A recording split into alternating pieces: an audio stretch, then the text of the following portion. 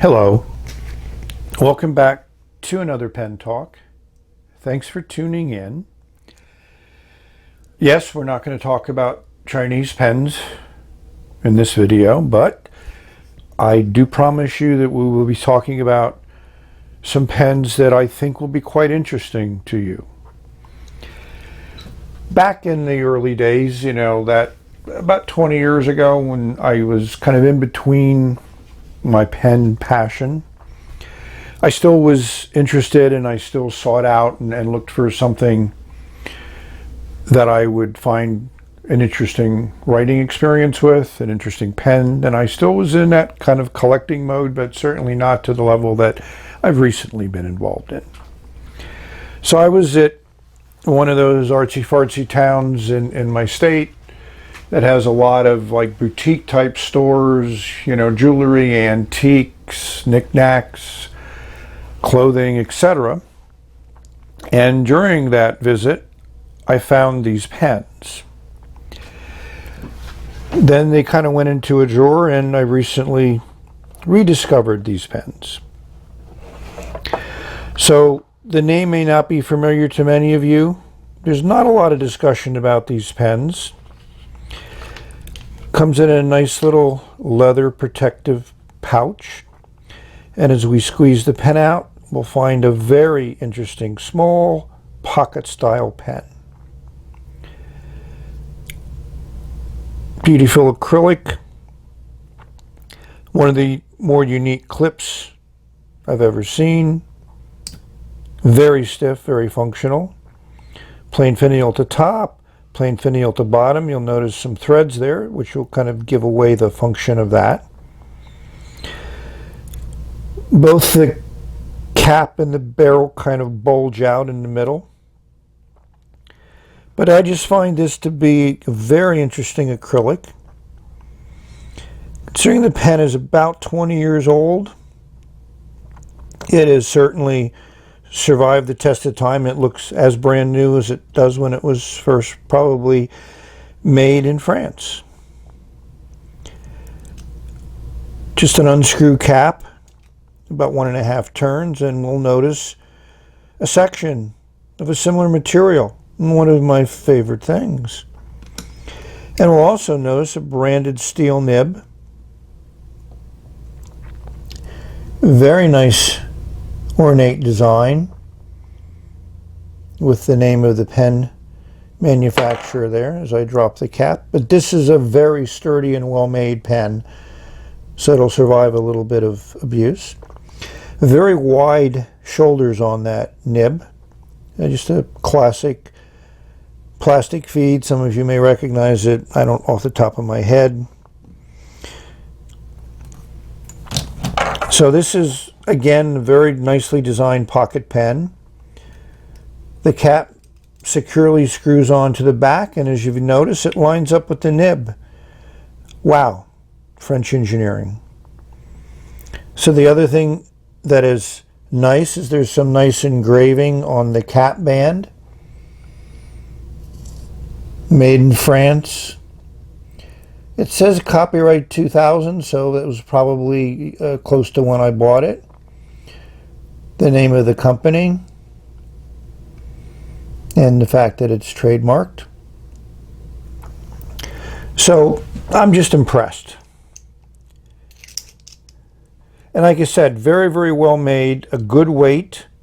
It's not lightweight, it's not heavy, but I just love that acrylic. It's kind of like that tiger's eye design or cat's eye design. The chatoyancy is beautiful. The black swirls, they're kind of blue, which is the name of the pen. They still use this acrylic. Here's it from the Pierre Lupine website. They're also sold by Papier Plume, French and French. It comes with a little bit of a warranty card. When Stephen Brown reviewed it, he made a comment about this translation.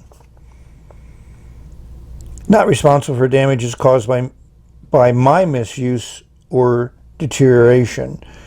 Strange translation of whatever is written in French.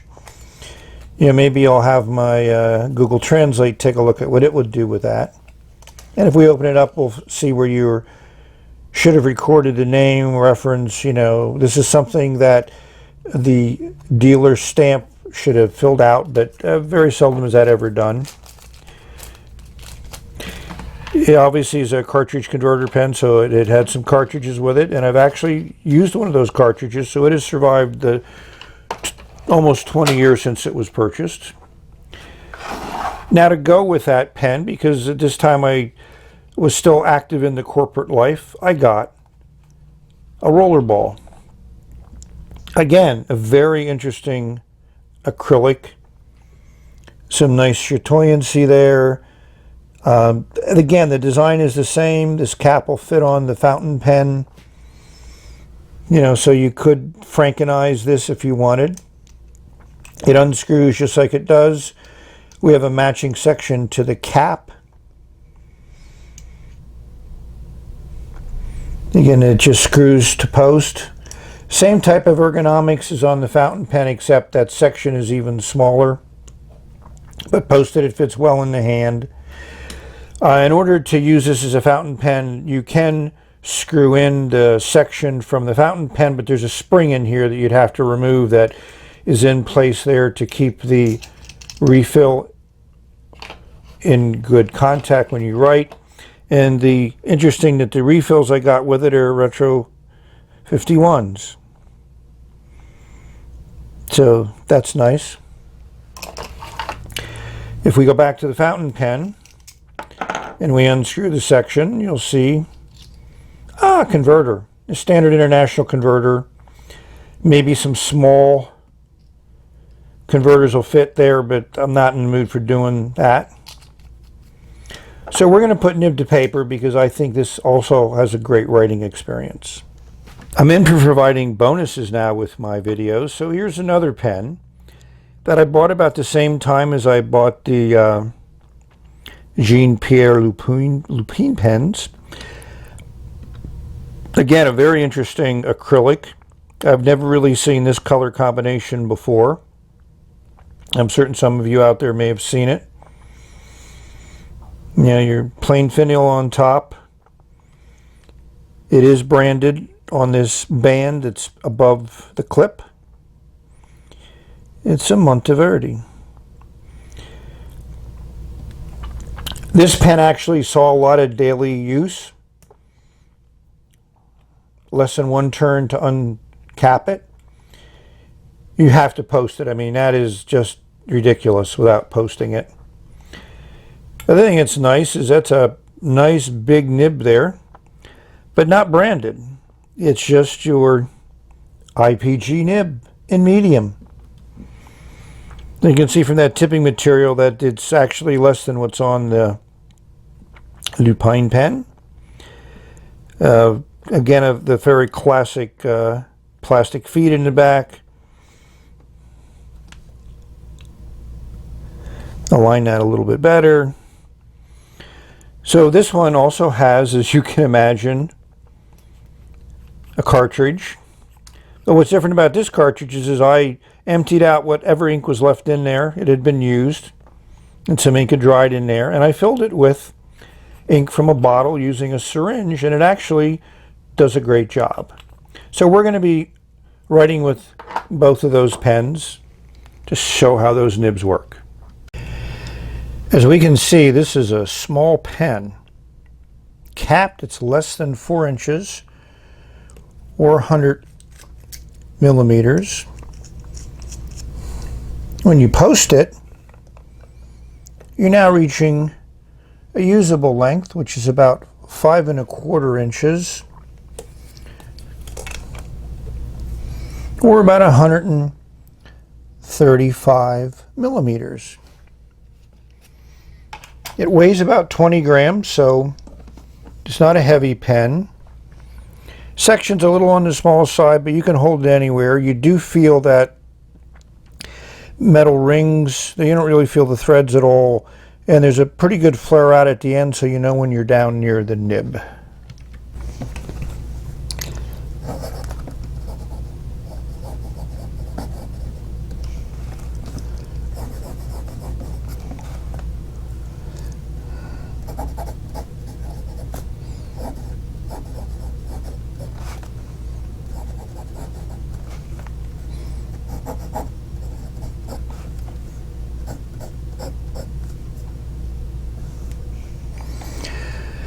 So I think you can see that this is a nice writer. As I go back over the camera, it's smooth. You're hearing a little bit of feedback, but this paper tends to do that, this Fabriano paper. The other thing that this nib is, it's a little bit on the soft side, which I like. I wouldn't call it flex, and I wouldn't do more than what I've just done there. But it is nice that it has that good feel to it. You can see how the ink compares to the jellyfish ink, which came through. This is page 4 of 5 that it soaked through. So overall, I think this nib is excellent.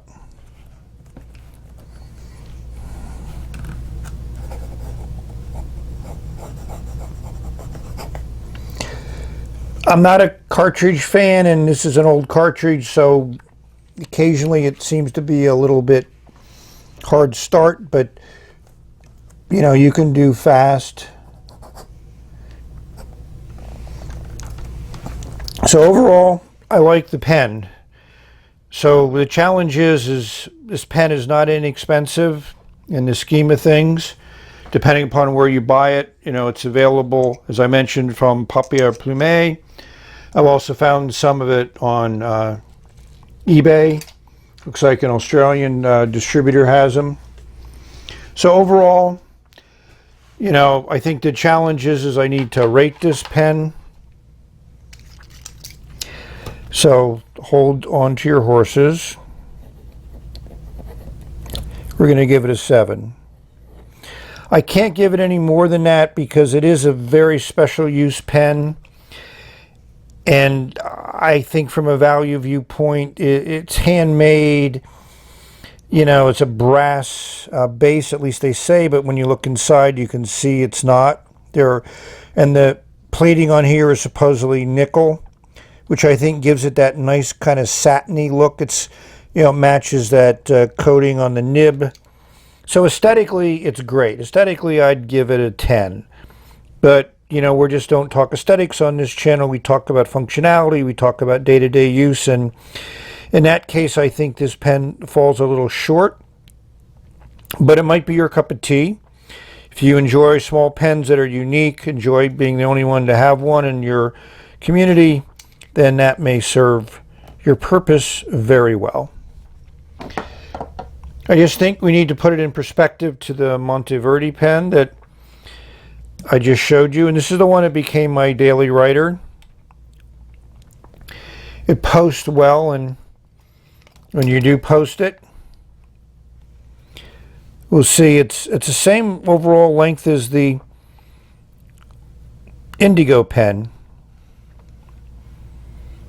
So that's interesting. I wouldn't have thought that from just looking at them overall, because overall length of this pen is a lot more, but that cap is huge, and that acrylic is just amazing. I think this pen cost me like 50 or 60 bucks when I bought it back in the early 2000s from a local New York stationery store when fountain pens, and they still do sell fountain pens on the store on West 31st Street.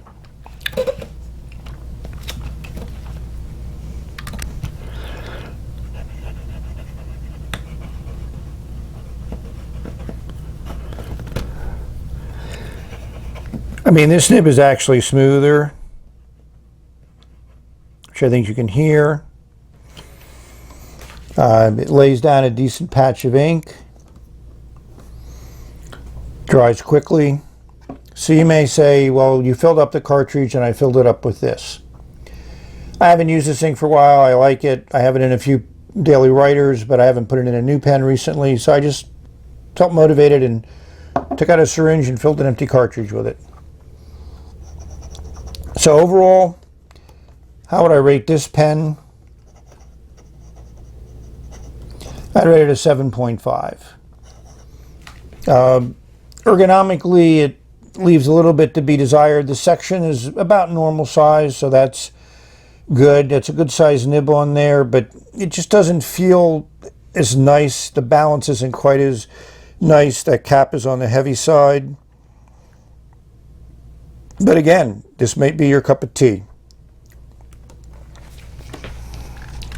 So I have no idea what this pen is called. I have no idea how to find it. I did some sporadic Google searches and couldn't come up with anything close. You know, I think Monteverdi was maybe a different company back then 20 years ago. Who knows? But it certainly is an interesting, unique pen, and I'm glad I had an opportunity to show it to you. So we've reached the end of this video. Hopefully you've enjoyed, and you can see that hard start. Thank you for watching. Hopefully you've enjoyed this view of some pens that you may never have ever seen, heard of, and now you know about them, and hopefully it was of interest. So we've reached the end, as I say again, nice for redundancy.